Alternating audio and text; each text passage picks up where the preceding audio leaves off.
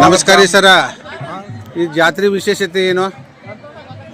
ಜಾತ್ರೆ ವಿಶೇಷತೆ ಅಂದ್ರೆ ಏನ್ರಿ, ಒಟ್ಟ ಎಲ್ಲ ಜಾತಿಯವರು ಕೂಡಿ ಜೋರಾಗಿ ಮತ್ತೆ ಎಲ್ಲ ಜಾತಿಯವರು ಕೂಡಿ ಅವರಿವರು ಅನ್ನೋದು ಎಲ್ಲರೂ ಕೂಡ್ಕೊಂಡು ಮಾಡುವಂಥದ್ದು ಜಾತ್ರೆ. ಓಕೆ.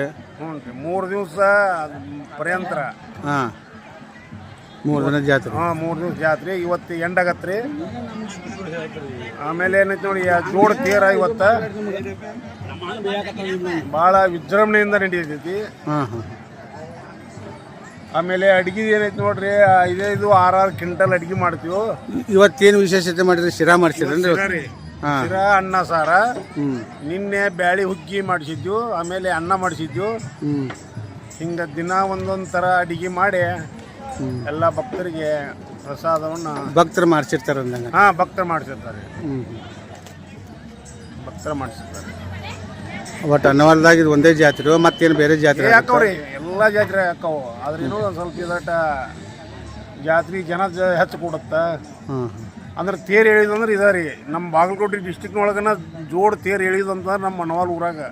ಅನ್ನವಾಲ್ ಬದಾಮಿ ತಾಲೂಕು ಬರ್ತದಲ್ಲ ಅದು? ಹ್ಞೂ ರೀ, ಬದಾಮಿ ತಾಲೂಕು. ಬಾಗಲಕೋಟೆ ಡಿಸ್ಟಿಕ್ನೊಳಗ ಜೋಡ್ ತೇರು ಎಳಿದಪ್ಪ ಅಂದ್ರೆ ನಮ್ಮ ಅನವಾಲ್ದಾಗ ರೀ. ಮತ್ತೆ ಎಲ್ಲಿ ಇಲ್ಲ? ಎಲ್ಲಿ ಇಲ್ಲ, ಎಲ್ಲಿ ಇಲ್ಲ. ತಮ್ಮ ಹೆಸರು? ನನ್ನ ಹೆಸರು ವೆಂಕಣ್ಣ ವಾಸನದ್ ರೀ. ತಮ್ಮ ಹೆಸರು ಹಿರಿಯರ?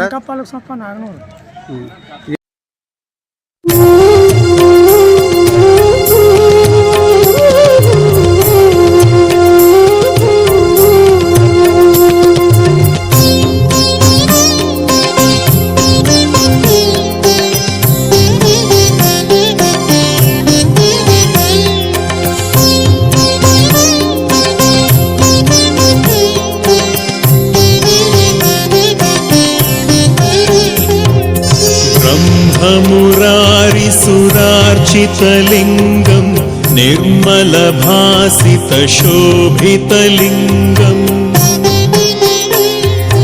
जन्मजदुःखविनाशकलिङ्गं तत्प्रणमामि सदा शिवलिङ्गम् देवमुनिप्रवरार्चितलिङ्गं कामदहं करुणाकरलिङ्गम्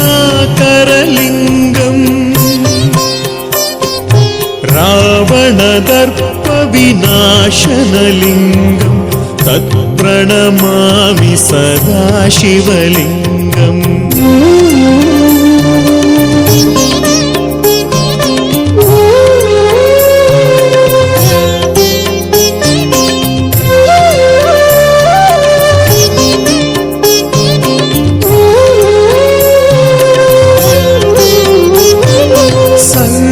सुगन्धिसुलेपितलिङ्गं बुद्धिविवर्धनकारणलिङ्गं सिद्धसुरासुरवन्दितलिङ्गं तत्प्रणमामि सदा शिवलिङ्गं कनकमहामणिभूषितलिङ्गं फणिपतिवेष्टितशोभितलिङ्गम्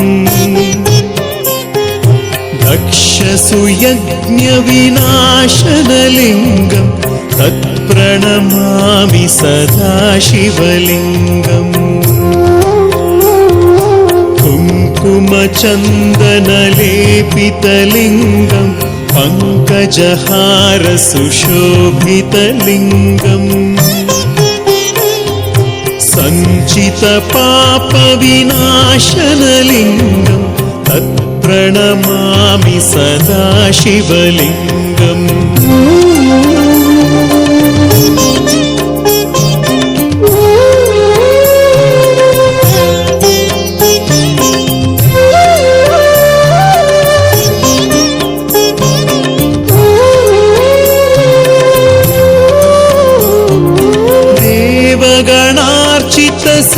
देवगणार्चितसेवितलिङ्गं भावैर्भक्तिभिरेव च लिङ्गं दिनकरकोटिप्रभाकरलिङ्गं तत्प्रणमामि सदा शिवलिङ्गम् अष्टदलोपरिवेष्टितलिङ्गं सर्वसमुद्भवकारणलिङ्गम्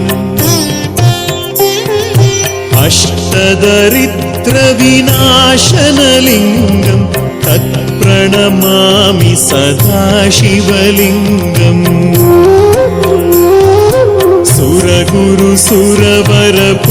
सुरगुरुसुरवरपूजितलिङ्गं सुरवरपुष्पसदार्चितलिङ्गम्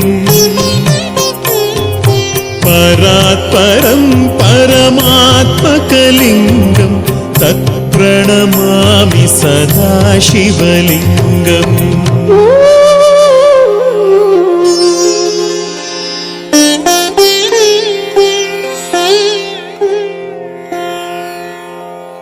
लिङ्गाष्टकमिदं पुण्यम् यः पठेत् शिवसन्निधौ शिवलोकमवाप्नोति शिवेन सह मोदते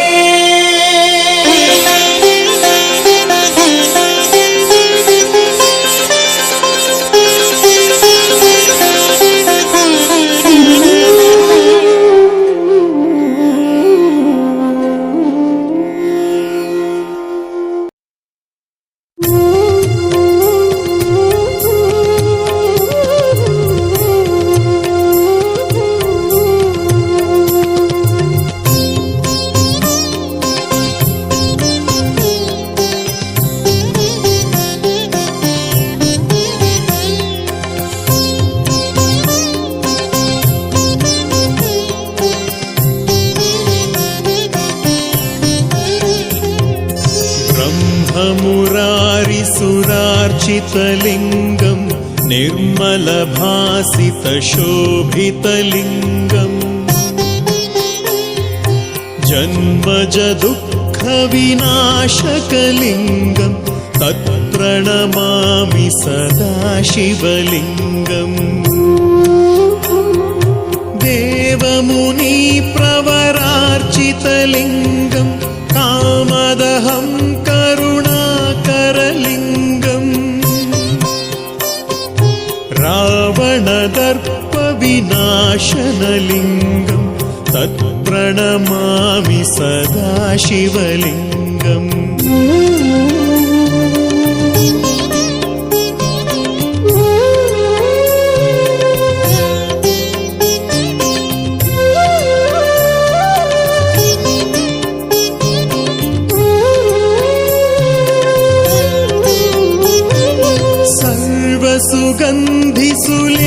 सर्वसुगन्धिसुलेपितलिङ्गं बुद्धिविवर्धनकारणलिङ्गं सिद्धसुरासुरवन्दितलिङ्गं तत्प्रणमामि सदा शिवलिङ्गं कनकमहामणिभूषितलिङ्गं फणिपतिवेष्टितशोभितलिङ्गम् दक्षसुयज्ञविनाशनलिङ्गम्